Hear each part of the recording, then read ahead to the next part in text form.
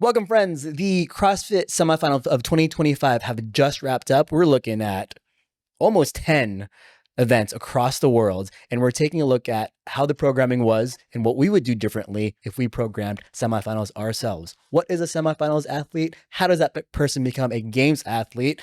And what is a appropriate round of tests of fitness to find our games athletes? Tune in. Welcome, gentlemen. Ed, Ant, how are we doing today? I'm doing very well, thank you, Chris. Doing good, thanks, Christopher. A little tired from our boys' trip we just got back from. I'm not gonna lie, but I'm very excited to be here with you boys talking about what we're going to talk about. Yes, we're going to talk about the semifinals experience across all the regions for CrossFit. In the 2025 season, we had 6, 7 semifinal in-person events. The last one just wrapped up in Sacramento, the NorCal Classic, I believe it's called. But that wraps up the semifinals. The only thing remaining being the last chance qualifier. As a person myself who doesn't follow the sport of CrossFit very closely, I have a bunch of questions about how exactly the season is run and what the purpose is of semifinals. So can we start talking about that? Yeah, let's do that. Let's clarify what it's all looking like this year. Okay. Can we first do a quick backtrack of what does the road to the games look like for this year? I know every year there's a few changes, some years more changes than others, but just to get a baseline context, what is the format of going from the beginning of the season to the end? Okay, so the beginning of the season starts with the CrossFit Open, which is an online qualifier done inside the comfort of your own gym. The top 1% of all of the people who do the CrossFit Open then become eligible to qualify for the next stage. The next stage is the in-affiliate semifinals, which they release 5 workouts for. Was it 5 workouts this year? It's 5, right? 5, yeah. Yeah, 5 workouts, which are done over a weekend. And then from there, the top 11 qualify immediately for the CrossFit Games. So they have their ticket punched. Right. And then the second route to get in after the in-affiliate semifinal is the in-person semifinal, which is what you were just talking about there. You said there's 7 events. Something like that. Yeah, so I think there's 7 events.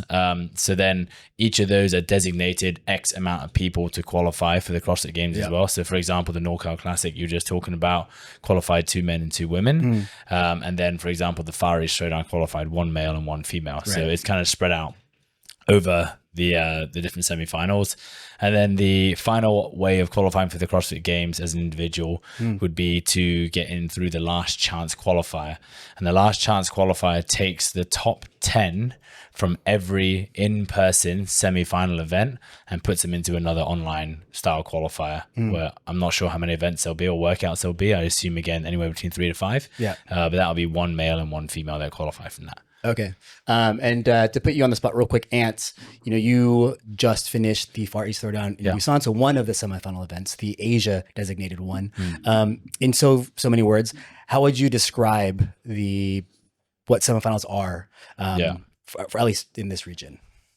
Well, I mean, it's essentially the easiest way to say it is it's the second stage in a 3-step process to qualify for the showpiece final event, the biggest event in our sport right now, which is the CrossFit Games. In terms of how and where to compete, I think that's something that people need to understand is that, it's not just an Asian event. It's based in Asia, but anybody can come and compete in it.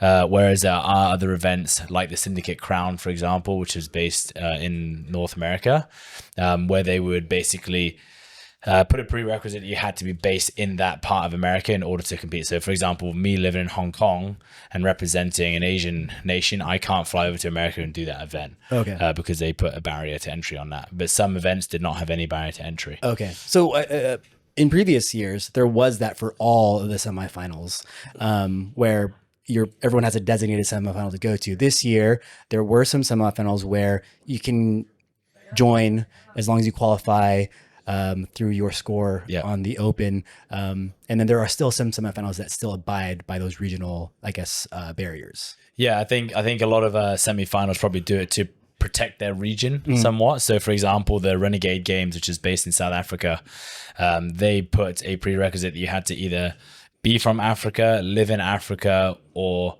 be in the Middle East, or live in the Middle East as well. Okay. So that kind of protects their region. What I mean by protect it means that the CrossFit Games will always have a representative from that area of the world. I see. Which can be a good or bad thing. I think some people have their pros, some people have their cons. But yeah, that's how that works. Okay. So all this is saying, some of this information I know a bit of, some of this information I had no idea of, including the regional locks for some of these competitions. One thing that really escapes me is I understand, because I participated in the Open, you have a worldwide ranking after that. So there's a lot of, for any person, there's a lot of motivation to do your best to improve your rankings year on year, or just, become 1% better than you were last year, as it were. And then the games is a very simple goal, to be the fittest person, the fittest man, the fittest woman, the fittest team in the world. I get those two things. Semifinals, that's the part where I feel really murky in my understanding, because each of the semifinals have different ranges of tests. Semifinals can also be non-exclusive in the sense that you have guaranteed spots for the games, but then you can have people who didn't even do well in the Open or didn't participate in the Open. They went and did a semifinal. One example being Guimaleros. Yeah. I probably chopped up that name, but anyway, but like he did really well in the semifinal event that he did, which was the Torian Pro. Yeah. But he didn't get a ticket to the games because he didn't satisfy the prerequisite. Yeah, correct. Right. So big question coming in. What is the purpose of semifinals really? I mean, I think that, as Ant said, the semifinals is really like a stepping stone, right? It's a stepping stone between getting people from the CrossFit Open to the CrossFit Games. So I think if you remove semifinals, let's say there was no middle step, then you need to consider a lot of things as a testing organization that needs to be factored into the CrossFit Open to ensure that the people that are getting to the CrossFit Games are the people that should be there. And obviously that is a debatable topic, because like who should be there and what should they be able to do. And I think we'll probably talk about that soon with regards to what we've seen come up in the semifinal tests. And I guess that's ultimately it, right? It's like, and I think what semifinals does, it gives CrossFit another opportunity to throw a larger number of tests, a more comprehensive and varied style of tests, and a different competition format, right? In a sense that you have to compete on a certain day at a certain time with judges and a live audience. It's a very different format, which is very similar to the CrossFit Games. So I think it's a very important like whittling down process to make sure that ultimately you're getting the right people to the CrossFit Games. Because I think the beauty of the Open is the fact that it is online. It is really inclusive. You can do it from your own home as long as you've got the right equipment, and the equipment is very minimal, right? So it's a great mass participation event. But the CrossFit Games is not a mass participation event, right? So they're trying to go from mass participation, almost anyone in the world can do it, to like the top 50 or top 30 fittest athletes in the world. So obviously that's probably a hard thing if you're going to try and satisfy those two consumers, right? Elite professional athletes and just everyday people doing CrossFit, doing fitness CrossFit, what have you. If you're trying to satisfy both those two people and they're ultimately leading to the same thing, that's always going to be really challenging, right? Versus if you just said straight away, sorry, this is already a bit of a tangent, but this whole competition thing that we call the CrossFit season, which has right now 3 stages, Open, Semifinals, and Games, if it was immediately only geared towards, the fittest of the CrossFit population, it would make it a lot easier to set a number of tests that would probably more appropriate, that would help you even more accurately get the best people to the next level, if that makes sense. Yeah. I mean, and one thing I don't know, have you got anything to add in terms of the purpose of the semifinals? Yeah, I think the purpose of the semifinals also is like, I think if you look back a few years, I think now it's very different. The landscape of how to qualify is a little bit different. It kind of still has like the 3-step process. Years previous, there was a quarterfinal as well as the semifinal, as well as the Open, as well as the Games. So taking one step away, essentially. But it's another thing is it's a chance for CrossFit to get their name out there and make money off something that actually CrossFit used to host themselves. So CrossFit used to put on what we call regionals, which is basically replaced by semifinals now. And they would organize that. They would do all the workouts. They would program all the workouts. They'd provide the equipment via Rogue. They'd choose the venues, provide the judging and all that sort of stuff. And now they've basically let like small subcontractors, I guess, take on the semifinals and make it a CrossFit licensed event, which of course the company or the brand, whoever's running it, like the Far East Showdown or like the NorCal Classic, would have to pay a fee to CrossFit in order to do that. And then they essentially, what it seems like, which is what we'll talk about next, will then get free reign of what it is that they do. And that seems up to them. So whether they run 2 tests, where they run 25 tests. You know, we had the Renegade Games, which was a 4-day event, and then you have the Mayhem Classic, which is a 2-day event. But then most of the others are a 3-day event. In terms of the workouts, like some are heavy, some are longer, some are more machine based, some are body weight based. So yeah, in terms of, I guess the whole thing is to find, like Ed said, your filtering down process, or your funneling down process of kind of like knocking the people out of the weeds, and the best come out at the end of the weekend, who are then going to represent that semifinal, their own nation, themselves, their gyms at the CrossFit Games. Okay. I mean, that's that amount of variation across the tests in the different places. Like you said, some places were 4-day tests, 4-day events of, I don't know how many. Like, let's say 9 events. For 9 example. Events. Whereas, Mayhem Classic, 2 days, I think 5 events. And the tests themselves might be different. Some might be doing a max strength test. Some might be more endurance-based test. When you crown the fittest people in those competitions, they get the ticket to the CrossFit Games. I have trouble understanding if a person who placed the best in one competition that was a certain battery of tests, and a person who qualified at a different competition with a different set of battery tests, that they have similar fitness levels to qualify for the games. I'm not really sure how I'm formulating this question, but do you understand where my confusion is, and how you can, make amends with that when we're talking about this very limited number of people around the world who can finally do the CrossFit Games? Yeah, so I think what you're saying is that because the tests are so varied, I think that the level of variation, there's like 2 levels to it. There's one where the level of variation between the Open to semifinals and the Games, there's so much variation there, right? We know that CrossFit Open, like the workouts are never going to go beyond 20 minutes. Always has to have a dumbbell, a barbell, a rower, and a med ball and a box. That's pretty much it. And then the number of days you have to compete, Open spread over weeks, and you only have to do it technically once a week. Then you get to semifinals, the format changes, equipment changes, you've got to do multiple days, multiple workouts in a day. Then the Games is like the semifinals on steroids, basically, right? It goes bigger. But then there's another level of variation in the sense that every year, all of those tests at all of those levels are also changing, right? So it's not like, if that wasn't the case and you had, a lot of variation, the Open was different from the semis, which is different from the Games, then, the athletes that make it to the Games, they've had to test themselves across so many different tests, right? So they would be probably like arguably the most well-rounded athletes if they were able to perform well in everything. But then because the tests change every single year, the only way to really know just how fit, balanced, well-rounded someone is to look at the Open semifinals and CrossFit Games over a span of years, right? And if you're an athlete who can continue to finish at the top, whatever the top is for your level, in the Open, semis, and the Games, and you can just do that year on year on year, when every single time the tests are all changing, that's the only way to really know like just how fit someone is, because you can have a set of tests in the Open that just get programmed perfectly for you. I've had Opens where I'm finishing in the top 1%, and I've had other Opens where I'm finishing 10% because a workout that I'm not very good at, or a movement gets programmed that just really highlights me. For Ant, he's got a lot less variation because he's actually just pretty damn good at everything.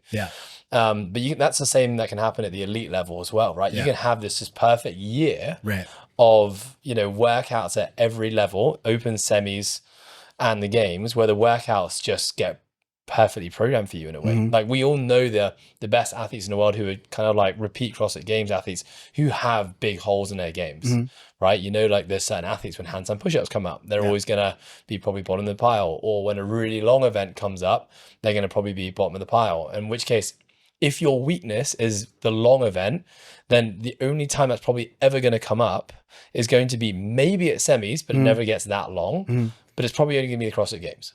So you're probably going to have one workout in a whole entire year that might limit you, that might put you down the bottom of the leaderboard. However, if you've got strict hands and push-ups to limiter, well, then you could get bottleneck, you could get hit at every single level of the competition. So I guess I'm just like, I'm saying that probably one of the disadvantages of just the variance is not just in the year to say, are the best people getting to the sport, but it's to the right stage of the CrossFit Games, but also it's just very hard for us to really know like just who is the best. Yeah. And I think like when you look back at maybe the last 10 years, there's probably a handful of athletes that you can really say, you know, were able to constantly show up year on year and still be super dominant. Like Matt Fraser. And no matter the test. No matter the test. To me, like, you know, even but I mean, like Rich Froning, yes, but even he had holes at the start, but he was able to kind of like iron them out. Right. And then you got like, you know, dominant people now like Laura Horvath, but she still has some holes that sometimes expose her if she gets exposed. But yeah, you got your Vellners and all those, you know, guys. But then you got Medeiros, who we thought was, you know, the next Matt Fraser or the guy who's going to be the next Froning. But then he started to get exposed, you know, after 2 great years. You know, whatever happened, he's now getting exposed and not winning everything like he was at the start. So it's just kind of like one of the cool things, and maybe one of the not so cool things about having crazy amounts of variation. There's one analogy that I think I think might be interesting to look at is, I mean, you guys grew up watching MMA, right? Yeah. And then UFC in the Not 90s. really, but I know it enough. Well, if you watch UFC in the Is 90s, that the same as WWE? No. Almost. I'm watching Vince McMahon's documentary right now. Oh, okay. So I mean, WWE is very it's much that, but real-er. Thank if the you word for exists. the on the How end. dare you? So when I was watching, and I wasn't allowed to watch it because I was a sweet Asian kid who was not allowed to watch these violent things. Yeah. So you are Asian, not American. Asian American. Okay, right. Yeah. And one day Ant will believe that I'm actually an American. Today is not that day. But in the 90s, like UFC, you would have people from different disciplines of martial arts, of brawling, and they would be dressed accordingly. You have guys in gis, you have guys in like boxing shorts, and it was so many different disciplines, and it was like, let's see who's really great at kicking ass. And then in the 90s, it was really exciting in the sense of you'll have someone grappling versus someone who's a good boxer and seeing who's going to fare better here. And sometimes it's very clear who's going to win. And sometimes it's a complete surprise, like Royce Gracie being able to take down huge guys because he's really good at grappling from the floor. Cut to in the modern era, everyone has to be an all-arounder, right? You have to be good at grappling, good at boxing. You have to be good at groundwork, good at defense, where things have kind of, you know, you've created the ideal athlete. So you see the evolution of what is fitness in terms of mixed martial arts. When I look at, you know, CrossFit, I do see something along on lines of that, where we had specialists when CrossFit as a sport was starting, and you had people from weightlifting backgrounds or from professional minor league sports backgrounds. And I have people who are career CrossFitters. And one really interesting post that I saw was, you know, the hierarchification of CrossFit, where in the old era, you got guys like Jason Khalipa and Rich Froning, who were just huge jack dudes, Dan Bailey included. And then now our top CrossFitters are really lean and skinny and fast. So the question for that is, has the standard of fitness changed over the years in these different eras? And is that okay? I'd like to ask you that, Ant, first, since you've been in the competitive space for such a long time. Can I just jump in real quick though before that? Yeah. I just think that the biggest difference that stands out to me in those two examples is that the test for how to be good at UFC has not changed. Right? The winner still, what do you have to do to win a UFC match? Knockout or submit, right? Knockout or submit, right? And then we've got set time domains we got rounds, right? Yeah. An X number of rounds to do it, and it's in a cage. That has never changed. And so definition of the fittest or the best, let's say, has never changed. The evolution of the athlete to become the best has changed as they've gotten smarter, more knowledgeable, they've become, you know, more well-rounded.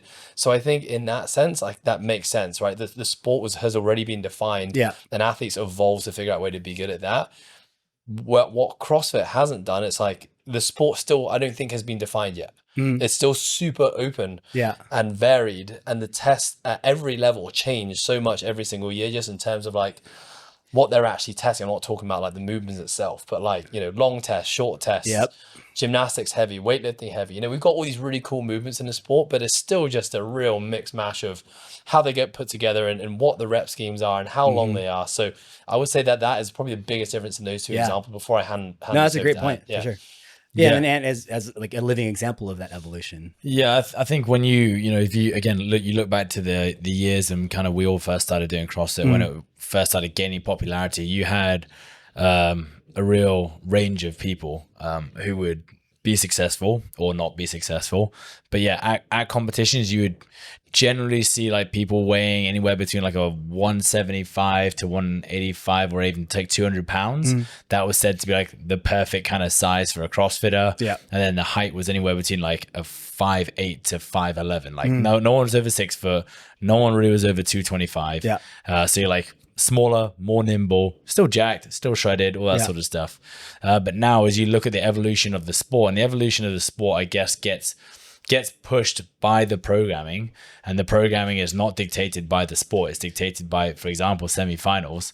If people start just putting in crazy weights for the sake of putting in crazy weights, that means that people now have to change their training, change what they're eating, change how they're living, change how they're doing everything in order to be able to meet the set of tests or complete the set of tests that are programmed by whoever's been programming it. So now if you look at the CrossFit Games, most people are over 200 pounds. No one's really under 200 pounds. Most people are like 5'11" and up. Of course, you got your outliers who are there. You got like your Austin Hatfields, you got your Colton Mertens, who are both wildly successful already in this year. But again, the average person is being pushed, and I guess that happens with every sport, right? And a lot of the time, like equipment moves along with that journey as well. As people start to push the boundaries of human performance or of just performance within that sport, other people got to keep up. If you see one guy that can sling about 315 pounds willy-nilly, then everyone's going to be like, shit, I got to get up to that sort of standard, and everyone pushes that. If suddenly a guy can run a 16-minute 5K, everyone needs to start pushing that. And especially once it gets done in like an official level of competition or like a sanctioned level of competition, it gets thrown around that CrossFitters can do this, and then that becomes the standard. Once the standard is set, people start to push performance like even more. Yeah. But yeah, I think over time, what the athlete looks like at the CrossFit Games has definitely changed. Yeah, but I would just add on top of that is I think there are other factors that have to be like considered. Is that in the Asia Barto, Jason Khalipa, where Asia Barto's super tall, and then you've got like Khalipa who's just a monster. I mean, he was really fit as well, so maybe he's not a great example. Then you got like Chris Spielers, right? Like the OG group, like three different ends, three different parts of the spectrum. Either like the amount of competitive athletes I think was a lot less then, so there's more at that level, because there's a lot of guys from the Khalipa era who are still going now and are still like in the top names of the sport. Not many of them, but still, like, there's CrossFit, for as brutal as it is proving that the best in the game have managed to find a way to have longevity in it still, because you got guys competing in like Ant, like Scott Panchik, like late 30s who are still some of the fittest in the world. So I think the level of athlete and the awareness of training and the evolution of training and how to be good at CrossFit has evolved a lot. Yeah. But again, I also think that when you look at, there's always, because the tests change every year, it means you can always get outliers making it to the games. But if you look, you even look at what's his name? Muscle Hamster, you just said his name. No, Colton Mertens. Colton Mertens, yeah. Muscle Hamster? That's what they call him, yeah. Well, But the Iron Hog is what they call him now. He doesn't make it to every CrossFit Games. He has like a couple of good seasons. He's becoming much more well-rounded now, but there's just times where he just gets programmed out. The workouts don't favor him. Maybe like it's a bunch of wall balls, or it's a bunch of jumping over really high boxes, or I don't know. There's a higher likelihood that he is going to get phased out versus like the stock mold of a male CrossFitter right now, which is about 200 pounds and about 5'8". Yeah. Right. That when you look at over a 10-year, this is the only way we can look at it, is you got to look at the tests over a 10-year window to see. That's how we know what the average CrossFitter is, not just a year-on-year snapshot, because that can just change based upon the tests. So it is like tough. Team, I want to quickly interrupt this episode to give a little shout out to our sponsors, Today Well Spent. This little journal has made such a massive, profound impact on my life since I started using it. When I started using it, I actually didn't know that it was backed by neuroscience, but now it totally makes sense. This has brought a ton of gratitude to my life. It keeps me on track and focused on the things I need to do day to day, and brings a lot of context as to how each day fits within the greater week and the greater month. So if you, like me, really care about trying to be a high performer and want to do everything you can to make that happen, I cannot recommend this journal enough. Use our discount code, THEPROCESS, to grab yours today. Yeah. So, I mean, I guess my confusion in my head that I'm wondering if this needs to be addressed at all, or if that's just the nature of the game of CrossFit, is if we're going back to that comparison of UFC. UFC did not change. You're right. In the 90s to now, it's still two men in a cage. You have a certain amount of time, either knock that person out or that person submits or quits or whatever. That has not changed from then to now. Whereas in CrossFit, the standards have definitely changed from the weight on the bar to, body type and stuff like that. Complexity of movement. Exactly. And I would assume, maybe this is a bad assumption, that in the history of CrossFit competitions, we would have created a standard by now that holds year on year, but that's not happening. Is that the beauty of the sport? Is that the detriment of the sport? Is it too complex to pin it one or the other? What do you guys think? I just think that it depends on what the sport wants to be, right? So I think the advantage, by being so varied and not having anything standardized, I think hurts them more than helps them. Mm-hmm. I think there's this group of fanatical people that love that because they're so obsessive. They train like animals and they train a lot that they're happy to just work on a million different things at once all the time in the hope that they're doing enough to be good when competition times rolls around. Yeah. But for the vast majority of the world who like training, they invest in themselves in fitness and they like the competitive outlet like a competition. Yeah. They don't train enough. They're not fanatical enough about it to ever probably get to a good enough level where they can see themselves being competitive in the sport. Do you know what I mean? Yeah. And so I think it actually hurts the sport's growth. If growth was participation, then I think it hurts it. I also think that something that's like really cool with High Rocks, for example, is that the standard, the bar is always being raised. It's like the 100-meter sprint. It's like Olympic events, right? Yeah. Every year, everyone's just hoping that a new world record is broken because it shows the advancements of the human being, and that kind of leads into, well, what did they do to now break the world record? Exactly. Then the test, methodology and training and coaching and everything, nutrition all evolves with that. But we don't really have that in CrossFit. We have our benchmark workout, and that's about it, right? We have a small set of tests that can be redone every year, but that's normally done in like a gym or an affiliate, or someone's just doing it in their own training. Like these things aren't regularly tested on the big stage, because I think it's the moment someone tests, let's say the CrossFit Games every year just started throwing 3 tests from the year before, everyone just complained because the CrossFit is just, we've become so addicted. That's anathema to the nature of CrossFit. Yeah, exactly. I mean, sometimes you see it with like your Matt Frasers and Tier 2 means, but recently we haven't really had that. Yeah. Yeah. What do you mean in terms of them setting you? As in like they are always winning. Yeah. So they're winning for sure. But then it's like, it's winning. They are winning because they're really damn good and they're constantly getting better. But in terms of being able to see, for the neutral and for like the just general participant of CrossFit to see like a standard being raised every time when the test rule changes is much harder to see. Yeah. Because we all know that every CrossFitter knows that there are some workouts that are good for you and there's some workouts that are bad for you. And, you can't really appreciate just how good someone is because there's always that, well, like, maybe they just got lucky. I think the best of the best, like the Frasers and the Toomies, like they don't really count. They don't really count in this equation because they're so good. But yeah, I do think it hurts. I don't think it's a good thing.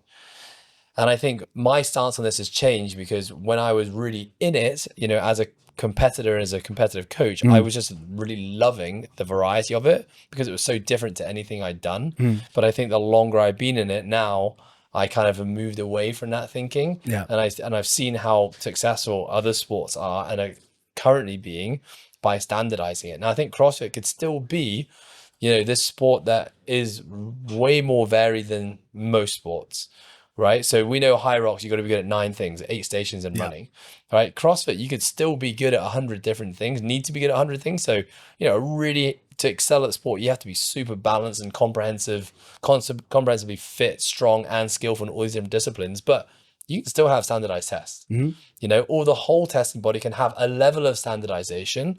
That means that you always roughly know when it's competition time, what you're going to be tested in. Within you can kind of guesstimate what you're going to have to do. Right. But right now that isn't. You mean like a long test over 30 minutes, a short test with high level gymnastics. You can say, for example, you're going to do like a 40+ minute workout, or even a 60+ minute workout, and like there's going to be a running element, there's going to be another monostructural element, and there's going to be like a body weight element, for example. Well, we're gonna get to that as well, and because that's one of the things one of the problems I like for us to solve. So when I say standardization, is that I think it's really important, and I think it would be a really good thing for it. But how standardized you get that can exist across so many different levels. So for example, Ant, when's the first year that you did a high level CrossFit competition? When you're talking about let's say regionals. Was it 2014? 2014, yeah. 2014. So you've been doing elite level CrossFit competitions for the last 12 years, counting 2014 to this year, right?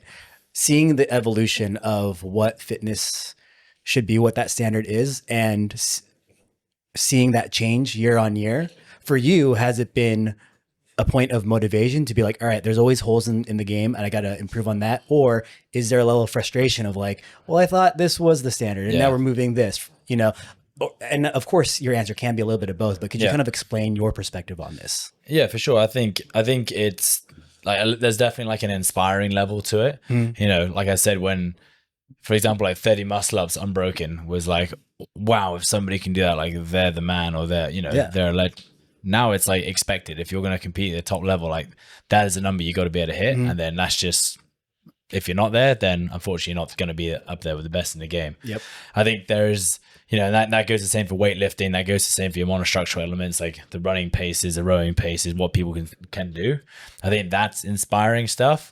I think sometimes there's been times where like, it just seems gimmicky, and maybe like for the sake of creating a new movement, which maybe I think I always feel like it's gimmicky when people can't express fitness. The beauty of someone who programs well and puts out a good body of tests, it allows the athletes to express their fitness well, and it allows the majority of athletes to express their fitness well, which then creates a good race, which is good for the spectator. Have you got an example? Like, can you think of a test? Yeah. So like, for example, like the double under crossovers at the games, like everyone can do, like everyone who was in those heats at the games can probably do 500, like anywhere between like 200 to 500 unbroken double unders. The skill and fitness is there for them. The skill was not there. The skill of like just being competent at the rope, at the skipping rope, which is, we've always had it as single unders and double unders, and now suddenly they've just thrown an element in there which actually nobody had practiced before. And like, people said, oh, they should have been practicing this stuff before, but it was never really in the body of testing. So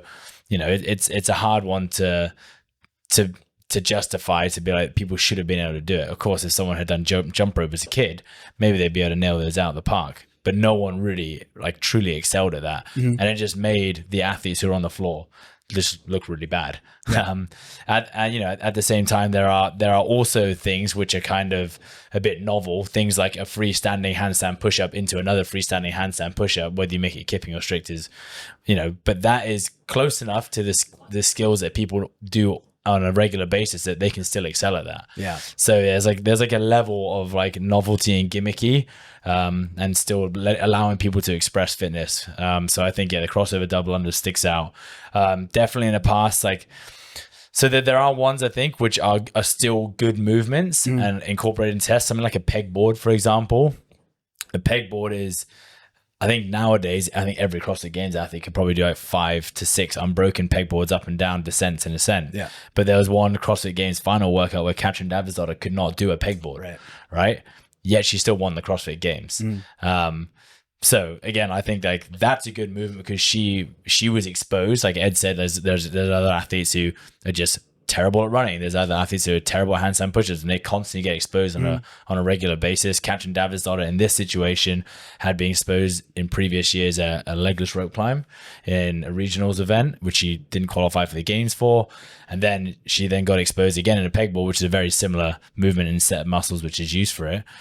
So that dictates her training for the rest of the year. But then when I think it's novel, like a crossover double under, and then just dominates your training because no one can do it, then maybe not so good. But I think that's basically what the nature of CrossFit has been, is that they're trying to find ways to further challenge the athlete, right? So I think the mistake that was made from like 2014 to 2020 is it just got heavier and heavier and heavier, right? To the point where it's like the weights programmed even at the regional, which is the semi-final level now, we're just like getting a little bit ridiculous, I think.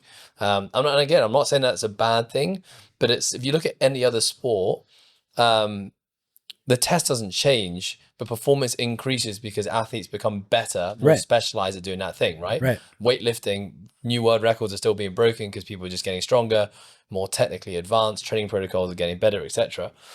When the test is always changing, yes, our athletes are getting better at the things, but the rate of progression is quite slow, obviously, because they're trying to get better at so many damn things, right? Which is not a bad thing, and it's a cool part about it.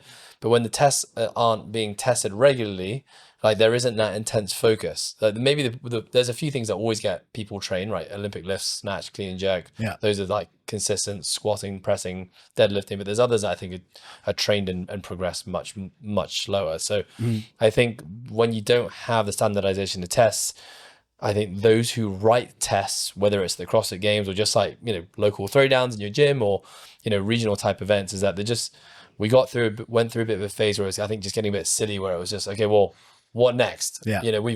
We've mastered the double under. We've got to make it harder now for him. Yep. Versus, well, the double under does it have to be harder? Can it just be mixed in different ways and with different elements, etc.? So that's just maybe a bit of a side tangent, but I think that was probably a side to CrossFit that I wasn't that keen on. The fact that it was like, let's just find other ways to punish them by just making it way more complex or way heavier. Those are really the two things that started to come in. But then it becomes less about the test of fitness, which is ultimately what CrossFit has always branded itself is, which is like find the fittest on earth. Yeah. Or are you the most skilled on earth? Like that's the tough one with CrossFit, because a lot of the fitness tests require an element of skill, coordination and finesse as well, which is, I think, is a cool thing. Again, it attracts a lot of people to it because it's so complex and you just never really master anything. Yeah. But yeah. So let's go ahead and can see if we can solve this problem in the remainder of our discussion. I'm going to have you guys assume you are I don't know, I'm going to say this, the lords of CrossFit, where you guys are in charge of that standard. You're in charge of the testing body. You're in charge of flexing for the cameras. So the director of the CrossFit Games. No, lords of CrossFit. Okay, cool. I feel like that sounds better. Dave the LOC. Gods. The gods. If you were to go from, everyone doing the open to the fittest man, woman team. So we're keeping the format. The format stays the same. Yeah, let's say at least that's the same. Could you create a standard of what fitness is to create to determine the fittest man, woman, and team? What would that standard include, first of all? At the games or at all levels?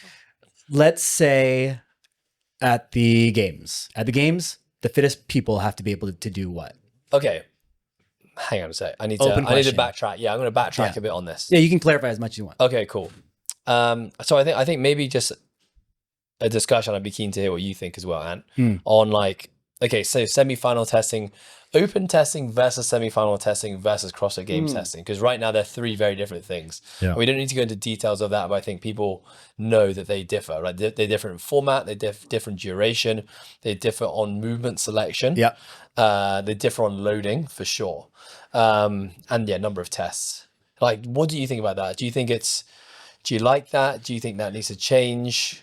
Yeah, well, I think this is again where you see the evolution of the sport. And regionals back in the day was always in an arena. If there was ever running, it would be done on an assault runner or a true form runner. So they started. I think what the newbie director of CrossFit Games started to realize is that people were getting through regional level competitions, or the old semi-final level competitions, and not having the ability to be fit enough in whatever the things that they couldn't really test at that regional level. I see. So now, giving it out to the semifinals, they allow them to make 1K running routes like Torian Pro this year. They allow people to have 800 meter running routes or do a 5K run into a 3K row, whatever it might be. So yeah, I think. But the problem with that actually is the fact that it means that the people who get to the games are not actually the 30 best athletes or 50 best athletes for the workouts that are programmed at the games.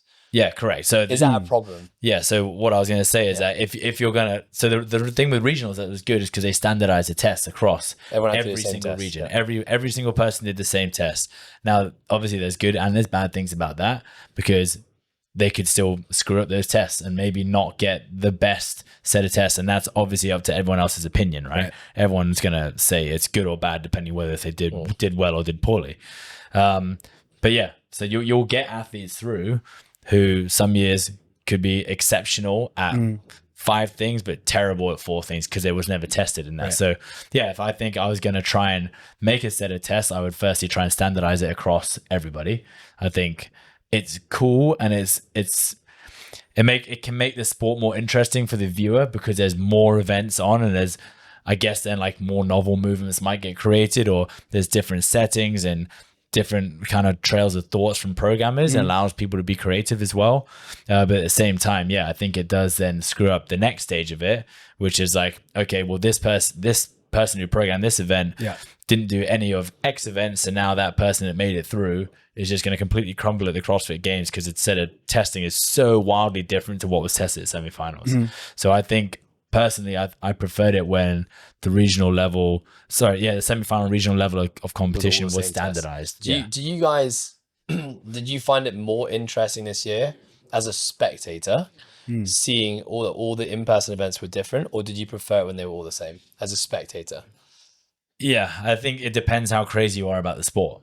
I think as a spectator, as someone who's maybe just, okay, I'll retract that. I would say actually being able to see different areas of the world and different competitors and like you said, a snatch, a clean and jerk in the Olympics or a marathon, for example, those records fall competition after competition and week on week on week was pretty exciting. Yeah. Whether or not, some competitions got more time to prepare or whatnot, it was still exciting to see that. So you'd tune in to watch it. But that also made me skip to the last heat every single time because I just wanted to see the best of the best. But when the workouts changed, did you not skip to say the last heat all the time anyway? Sometimes no. Really? Yeah. For example, like the NorCal Classic had 20 lanes in it, and there were like some games level athletes in the first heat and games level athletes in the second heats as well. Okay, that was just day one. Yes. By day 2, day 3, were you not just skipping to the last one? Some of them, yes. I'm not gonna lie, I skipped to the last one all the time. Yeah. For me, I would say I like a balance of both. Yeah. I think it happened a little bit last year at semifinals where there were some events, and even this year, there across the semifinals, a lot of places had heavy Isabel. Their 30 snatches for time at 102 was the men's weight, 135, 150, 155 for the women. And seeing that across the world, how people are attacking that, that was cool to see. But then that didn't happen at all in Busan. So then you're wondering like, okay, well, how do these people stack up? We see Grace and they did the 30 clean and jerks for time. But it would be cool to see if everyone had a standard test or even a couple. And then there would be like regional, unique competition events. Yeah, I much prefer it when it was just, I wasn't sure, to be honest. I wasn't sure if I would enjoy this format this year where it changed at every semis, or I'd prefer the old format where it was always the same. Yeah. And I think honestly, and this is not a knock on the Far East Throwdown, but after the Far East Throwdown workouts came out, because I was obviously studying the workouts very closely in the lead up to Far East Throwdown because I was programming for our athletes and using all the past semifinals that come out so far as my using that to make sure that I was programming a set of training tests or simulation workouts that accurately represented what the other guys were doing, and they were all kind of similar, to be honest. Like I thought there was consistency when I looked at those tests. I thought, even though it had been said that CrossFit was giving them full reign to program workouts themselves, I thought that it looked like there was guidelines set within all the semifinals that showed up so far because I was seeing a lot of consistencies and pretty balanced set of tests. Then when obviously Far East Throwdown came out, and honestly, this isn't me talking on the behalf of our athletes, because, I would say that our methodology, how we train people is pretty balanced. We're trying to get our athletes to be good at everything at that level. So I just felt that they weren't very balanced tests. So this isn't just because we didn't do that well, but I care a lot about programming, and especially like event-based programming, because people go in with an expectation that they're going to receive a balanced set of tests, Right. and that the best, most well-rounded athlete will come out on top. And when that doesn't happen, that's always just tough. And I kind of just feel for people. But I much prefer it when it's standardized, where you're getting to see each week like records broken, because you follow along, you then really follow along with the whole month of people doing these tests. Yeah. And you're waiting to see like how people stack up. I would agree to an extent, where last year what we did see was the tests came out, and then the semifinals that were happening earlier that had more limited time to test and retest before, and then see and then they just saw where the True. chips fell. Whereas the people at the back end of the semifinal season, they got to see how people broke it up, what times to beat, and then they were armed with that extra knowledge. Whether or not that determined certain people to go to the games because of that extra practice and knowledge, I don't know, but I still think the fittest people with those set of tests got through either way. Because whether I had 1 week to prep or 6 weeks to prep, I think there's still the fittest only set of difference to people that though is that if you're someone who is like a really good strategist, who knows that they can refine a strategy the more and more times they do it, which is not everyone. I know it sounds like, oh, that would be me, that makes sense, but not everyone is like that. Then if you're in the first week and you get less chance to refine your strategy, you end up going out there and doing a crap strategy, and therefore you do badly against your peers, then I'd say it's a bit of a disadvantage. But I also get why they do it. Like you got to keep interest over multiple weeks. So maybe just to kind of give this a little bit more of a pinned down quality of clarity. So let's say the Open is the most accessible version of competition that has to be done within an affiliate gym or just whatever, a CrossFit gym. So you're not going to have so many resources like a place to run or a pool. So you're not going to program that way. That's why programming is simplified, right? Whereas the games, you have unlimited, quote unquote, resources to use whatever types of implements. You can use yokes, you can use ropes of super crazy heights, you can use open water swim pools, well, depending on how the season goes, but your resources are not limited. And then semifinals seems to be kind of somewhere in between that, right? Where you do have an open space and it's an in-person event, but it still needs to be standardized to an extent. If you have that type of limitation, what kind of test would you prefer to see if we're talking about standardized tests across the regions in a semifinals to determine fairness of level of competitiveness once they reach the games? Do you have an idea of what that would look like? Yeah, go on. So this is assuming that we're saying yes to standardized. We're saying yes to standardized, and we're saying that the open stays the same. Yeah. Because I think I also have some thoughts on like the whole open thing, but we'll leave that for Let's focus on semifinals. Okay, focus on semifinals. I think before we go into a standardized set of tests, I also think there's room to have guidelines on tests to allow. Well, maybe we can set those guidelines now to allow people to. So I think my first question is, how many days should the semifinals be? Great question. I'd say 2 to 3 days. Okay, why two and not 3, and why 3 not 2? I guess that goes down more to spectatorship. Like Fridays are always quiet. Always dead. Always dead, yeah. And versus a Saturday and Sunday, it's a weekend. People can get down to the event. Same as like golfing days. Golf is Thursday and Friday is quiet. Saturday and Sunday is packed on the championship days. Yeah. People want to see the finals. People not so interested in the preliminary stuff. So therefore, the question is, how important is it that spectatorship is maximized for semifinals? I think it's huge because I think it's important. It's a spectator sport, really. Yeah. Right? Those are the people who bring in the money. Those are the people who pay the affiliate fees. Those are the people who buy the merchandise, really. Yeah. So I think making it a spectator-friendly sport is massively important. Okay. Yeah. So therefore, 2 days over 3 days wins. I would say so. I agree. Yeah. Chris, you agree? I mean, if professional sports does the same thing, they're not going to put a championship match at noon on a Tuesday, right? Like they're going to look for maximum views, maximum attendance. Yeah. So CrossFit should do the same, I would assume. Then the only flip side, maybe the other argument to make here is that tests. Well, yeah, then it's also how many days is the CrossFit Games? Because if the CrossFit Games, if the semifinals is about getting the best people to the games, and if the games is now 5 days long, and you're only testing people on a 2-day competition, because a part of being a great CrossFitter, like any sport, is like your level of resilience and stamina, right? So you see it in like tennis or in golf. It's like the athletes who can still compete after playing X number of games on consecutive days, or in World Cups and football or rugby. Like they have to do a lot. The further you get in a tournament, the more resilience and stamina you've built up and more fatigue you're having to deal with. like if that needs to be considered as well. So if the games was a 3-day test, then I think, well, a 2-day test at semifinals is adequate because then you got one more day to go. Yeah. But if you go a 2-day test to suddenly a 5-day test, I don't know, is that enough? Yeah, I think and I think there's probably ways around it. So I agree. I think for the test, the body of tests almost requires a 3-day. And if you're thinking about like athlete performance, maybe even athlete health and safety, you probably want to spread it out over 3 days. In terms of spectatorship and viewings, I know a lot of events have done this in the past where they basically will only televise and like not even sell tickets for a lot of the first day one events, and they'll deliberately make them the longer ones, which is spread out over more acreage of ground, or is maybe not so fun to watch, but it's a necessary test of fitness. So something like a 333, for example, if you went to the CrossFit Games to watch a 333s, you'd be pretty upset because you're watching people row 3K, do 300 double unders, and off they go, and you don't even know what. Yeah, isn't that kind of the understanding though? Is the first couple of events at the CrossFit Games that's are an like understanding. That. That's what we see, but there's never been like that's what you're gonna do. Yeah. I mean, this year they've already released the first event of the CrossFit Games, Right? Which is a run, row, run, which is going to be a very long event. Yeah. I don't know I can't remember if there's a time cap on it or not, but yeah, it's a long ass event.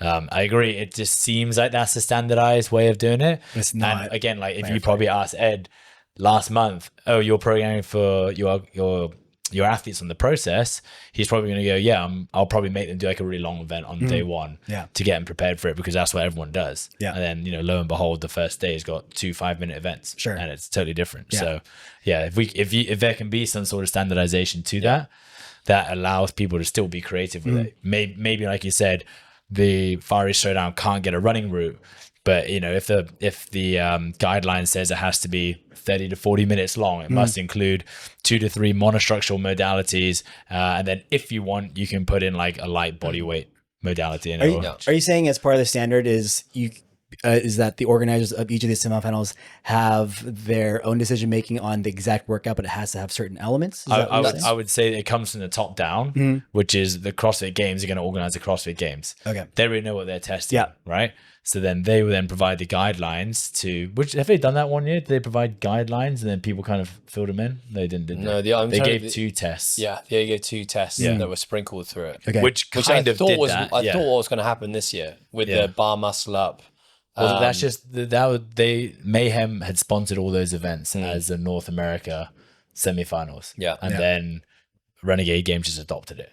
Yeah, and Wadland did it as well. Yeah. So just to get back to this. Yeah. So okay. 2 days or 3 days? I say 3 would wins, but I'm not against it too. Okay. I just think, if you're trying to test for the CrossFit Games, it should be a 3-day event. And then also how many events within those few days? Okay. So then I think maybe rather than saying how many events, let's go through quickly like what we think are must tests in a testing body. Yeah. Right. So when I say testing body, is that when you look, whether it's 2 days or 3 days, when you look at all the tests, what are the like essentials that have to be tested? And essentials can be movements, or it can be time domains, or it can be like style of workouts, or movement selection. I mean, the first thing because we talked about it already, we'll get this one out of the way. I think there has to be something long where aerobic capacity, aerobic endurance is predominantly the thing being tested here, right? So when I say long, I'm saying it's got to be like 30 plus minutes, in my opinion, because the CrossFit Open already often tests things around the 20-minute domain. Like there'll be often one test around 20. So if we tick that off, then I want to see something that's 30 and above, right? And when I say it must be aerobic endurance bias, that means it can't have like crazy high amounts of like muscle endurance or crazy high amounts of absolute strength or strength endurance. So you can't throw in like a really heavy barbell in the middle of a 30-minute workout, because then that becomes more of the limiter versus actual being able to sustain a high output for a really long period of time with movements that are continuous in nature. Okay. That's what I want to see. So that means running, rowing, anything monostructural. It means body weight style movements. It means like you can throw in like light weighted things in there as well, but it has to be that kind of continuous nature of movement. I would like to see something like that. Okay. Agreed? Yeah, I agree. So, yeah, go Chris. I mean, I agree as well. Is it needs a pure test of aerobic fitness. Yeah. And that can be single modality, that can be mixed. Yeah. But I don't think it should be too mixed. I think it should be like maybe a maximum of 3 different moving parts, 3 different movements, or it can just even be single modality. So would you say the Torian Pros workout, which is 4 rounds of time, No, the they have the 1K run, sandbag. 10 muscle ups in the sandbag? So basically the sandbag bottleneck too many people. that bottleneck too many people. Right. Yeah, I think bar muscle ups I think it was 10 reps, right? 10, yeah. So 40 I think reps for total. that level is Fine. Everyone fine. unbroken. Everyone's going unbroken. Maybe one quick break, right? So that's fine. That kind of if that became 20 muscle ups around, Yeah. then I'd say okay, now muscle endurance is becoming a limiter.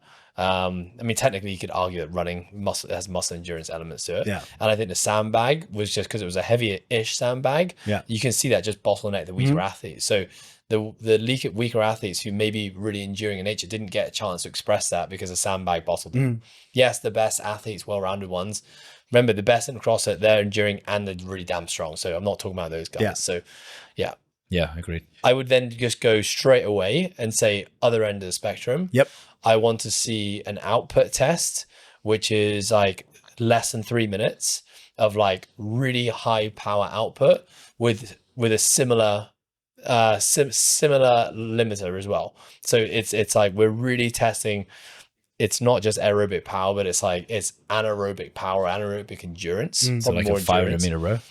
Something like that, yeah. I'm talking like 1.5 minutes to 3 minutes. It can even be mixed modal, but again, like heavy load can't be a part of this. So you can't throw in like a heavy clean ladder into an assault bike because then the clean ladder probably becomes more of the determining factor with it, how much power someone has. So again, another pure test of It's more pure. yeah. Yeah. There's a monostructural for a short time domain. It can have mixed elements. For example, like we get elements are like when there's like a light sandbag over the shoulder or like a moderate sandbag over the shoulder where people are repping it out fast and they're doing burpee box jump overs and then they're running to the assault bike and they're like hammering that thing. Okay. Or it could just be a 500 meter row, or it can be, like I have to stop you there because the funny thing in my head that's like blinking red is like I'm so red pilled in the CrossFit concept variants of like both of those sound so fucking boring. Like like they're now you lose me on the entertainment value. And then is there an essential question there of how much are we trying to make a true test and how much are we trying to make an entertainment? But why aren't you entertained with the second one that he just said there? Oh, I'm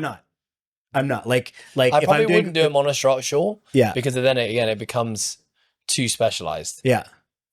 Unless it was just you always did a 500 meter row every CrossFit semifinals, then I'm cool with that. I'm fine. No, I mean, I think this is like the funny part of programming is like when you are the programmer, you have to think about those two things. Like you have to balance a test of fitness and people's willingness to watch. The test. Yeah, for sure. You'd have to make entertainment is super important. I really believe that entertainment is an important part of this. I think Rogue did it very well for the last few years when they keep bringing in the duel. Yeah, that's cool. Like previous years, what was the first year? I remember this year it was the sled push and something else. The years before it was heavy double under, 3 touch and go snatches into a sandbag, pick up onto a ledge and run forward. Yeah.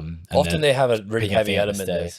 But you say really heavy, it's not really heavy for that level. As long as it's not bottleneck. Because they've had specific online qualifiers to make sure that people can snatch the 205. True. All right. So it's okay. So just in interest of like, okay, so we have a long form test and then a short form power Sub test. 3 minutes, high power output. Like this is just about someone's ability to express a lot of power. Yeah, I think so that's simple enough where you have when you look at both the ends of the spectrum. when you look at from an energy system standpoint, what you should really have is the people who excel at the long distance stuff probably aren't going to be the people winning the short power and vice versa. Okay. Obviously, again, the best of the best will probably win both, but it's crazy. Yeah. Right. So we knocked down two opposite ends of the energy system spectrum. Yeah. There's got to be an absolute strength test. And I think that there has to be an absolute strength test. We see absolute strength tested a lot more in CrossFit with lower body movements, right? Okay, so technically a snatch and a clean and jerk would be, I guess it's a full body movement, but it's definitely your legs dictate really how much you're lifting with those things.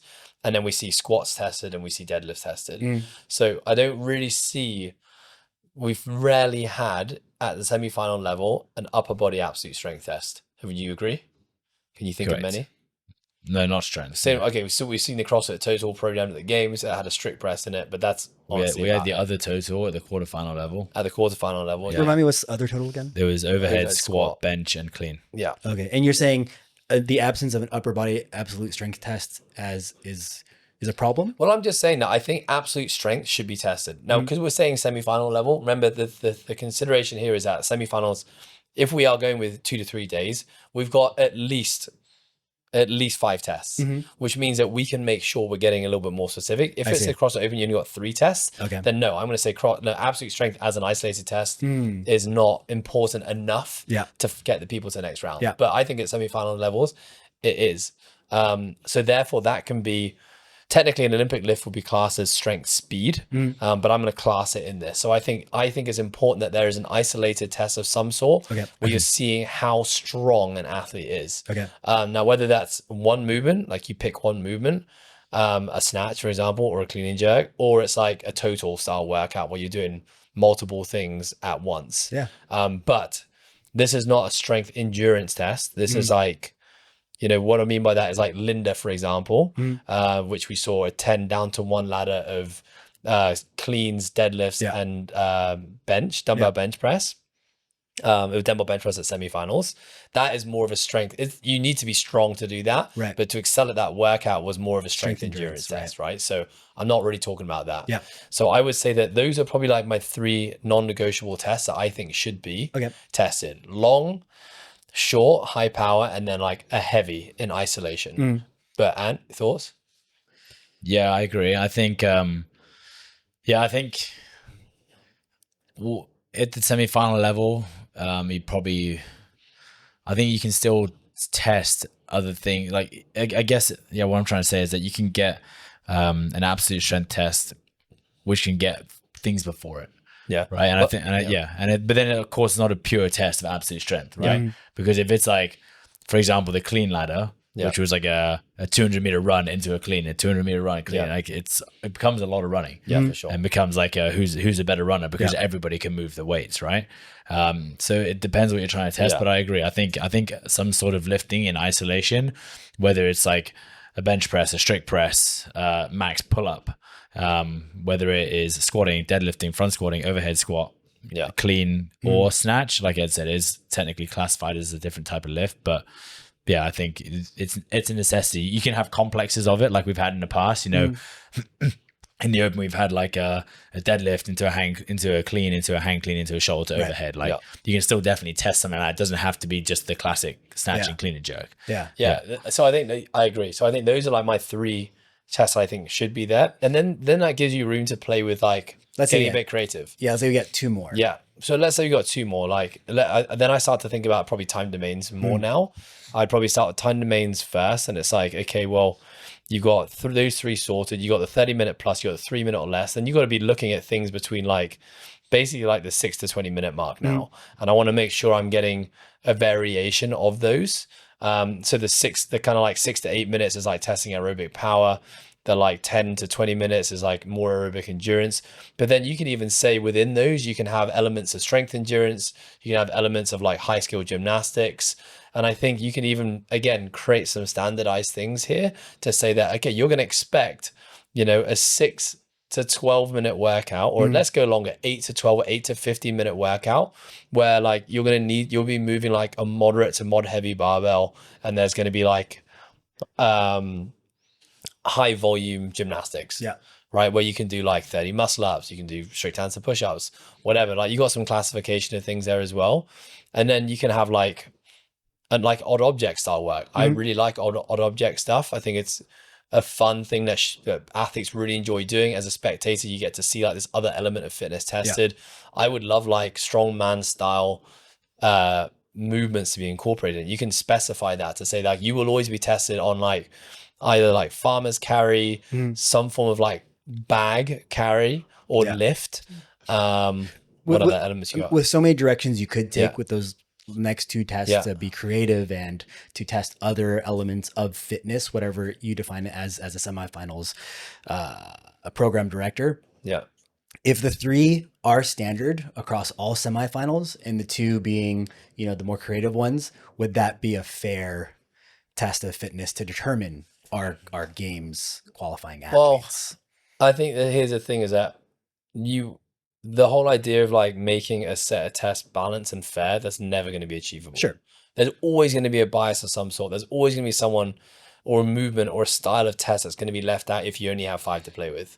Where other sports get away with it, let's say triathlon, they're not claiming to find the fittest sport athlete in the world. They're claiming to find the person who's best at running, biking, and swimming. Yeah. High Rocks is not claiming to find the fittest. They're getting the best people, the people who are best at running and those 8 functional stations, right? So this is where it just gets gray, is that when you say that you are the fittest because you test the most balance, then you're always going to be criticized as to, is this the most balanced set of tests? It's going to be very hard to ever win at that game. So I think like, the way that I talk about when I see a set of tests, it's like, rarely do I ever say, wow, that was a perfect set of tests. You can say, well, this felt pretty balanced. I think it looks like they've considered everything from time domains to like muscles involved, to movement selection, to like squatting versus hinging versus pushing versus pulling, right? And I think those are all things that have to be factored in. And certainly when we write programming for competitions and when we look at writing a training week in our programs, sometimes we'll have training phases where we have a specific thing we're trying to get people better at, but generally I'm trying to consider all of those things all the time to make sure you're getting a balanced blend. And again, I'm not meaning to be critical of any one comp. This is just fresh in my mind because we were just there. But when we look at the Far East Throwdown workouts, basically most of the workouts were testing the athletes at around 6 to 8 minutes. The vast majority of them. There was a barbell almost in every single workout. There was a ground, lifting something off the ground and putting something over your head in every single workout. Your arms had to go overhead and press or hold something every single time. So when I look at the time domains, not balanced. When I look at the movement selection, not balanced. And when I look at the movement patterns, so like what part of your body had to be used a lot, not balanced. So systems, I don't know. I'm going a bit of a tangent now. I think your question was if you gave 3 prescribed set of tests, is that enough?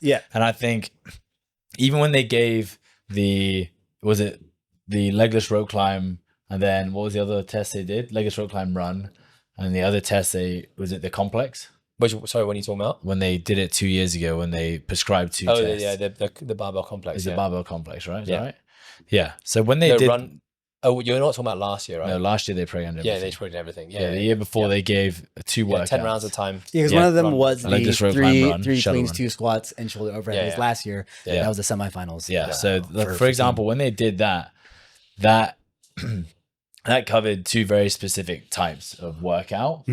Like one was like very much, it wasn't a shuttle run. It was a pulling endurance, right? What was what you're testing. So like high level pulling in gymnastics, basically. The other one was absolute strength. And then it seemed like the semifinals, the organizers and the programmers of each of the semifinals did a pretty good job of like throwing in long ones, throwing in shorter ones and that sort of thing. So but I think there still should be a guideline, like Ed said, like, okay, cool. If you're going to do a 8 to 15 minute workout, it should include X, Y, and Z. And like, here's a huge list of things that you can include in there. Go for it. Like, do your worst. Make an interval style workout if you really want. And put a rest period in there. You could even take it to another level, just to kind of wrap this up. Of like just how many reps one can expect to do of a certain movement, right? So it's like, to be a good semifinal athlete, you need to be able to do, in excess of 80 strict handstand push-ups, for example, or you got to be able to clean and jerk X number. Like if you have those things in there, and then that gives the organizer, the programmers, some creativity to say, well, I can program between 50 to 80 strict handstand push-ups, and that's okay. I get more than that, then it gets a bit biased if I only got 5 tests. So well, to wrap up a very complex issue or challenge, I would commend you both for being able to kind of whittle it down into, I would say, an acceptable form of semifinals. Because I started this conversation literally not knowing what's a good semifinals round of tests. But if we're talking about 3 prescribed events plus 2 that the organizers can be creative with. Within boundaries. Still. Within boundaries, right. Within boundaries. Yeah, but then the idea is, if I already know what the 3 are, I'm not going to do another one that's just like that, right? I'm not going to do 2 long events. I'm not going to do 2 short events. I'm not going to do 2 absolute strength events. Unless, that's just what I feel like doing, but you're probably not going to see that if you want a rounded test of fitness. And then I could see that satisfying the need of, all right, if these people hold these standards and qualify for the games, then we can safely assume that they similar qualify. type of athlete will go through. Exactly. And is that what we want? I'd say so. Yep. All right, right on. If we are looking for competitions that we're programming ahead, the process programming does have one or a couple for the rest of the year. Can we quickly rattle off what we're programming? Yeah, so we are involved with the All Out Games, which is going to be held in Manila in the Philippines. Yeah. That is on I want to say the 27th and 28th of September. We will be down there as well. Myself and Skulk will be going down to represent the process. Nice. And we have, I will not tell you what the tests are, but yeah, we've gone through a very rigorous set of programming, having unfortunate people have to test those events, come back, edit them, change them. We've done individuals for 3 different levels, and we've had team for 3 different levels as well. Okay. So yeah, very cool. So we'll be down there in September. Awesome. Hand on heart, I'm not going to ask about these because I apparently You qualified. qualified. I did see. Congratulations. So, whether or not I'll actually do it, I mean, I want to do it. Yeah. So I will not ask what these tests are. Yeah. But I'll listen to this podcast to see if I can glean any clues at all. Yeah. Ed and Ant, thank you so much for kind of teaching me, as usual, about CrossFit and kind of like, filling the gaps in my knowledge with some really cool like things about programming and athletic performance that I think is a good takeaway for everybody. You're welcome. Thanks, Chris. Thank you for having us. Thanks, boys. Before we say goodbye, here's one crazy statistic for you. Did you know that almost 40% of people who listen to the show don't actually subscribe to it? Now, I didn't think that was a big deal until I actually learned about the power of hitting subscribe. For you, the listener, you get to stay up to date when we drop episodes on a weekly basis. But for us as a podcast, it really helps our visibility and helps us attract great brands and great listeners to help grow this podcast. So if you enjoyed this episode or you're a big fan of the show, please do us a massive favor and hit subscribe. Thank you so much.